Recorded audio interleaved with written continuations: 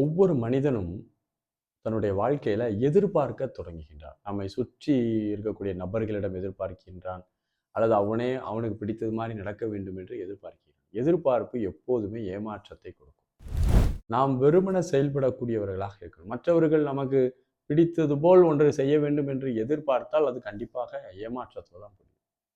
மனிதன் நினைப்பதற்கும் நடப்பதற்கும் வித்தியாசம் இருந்தால் அவன் துன்பத்துக்குள்ளாயிடுறான்.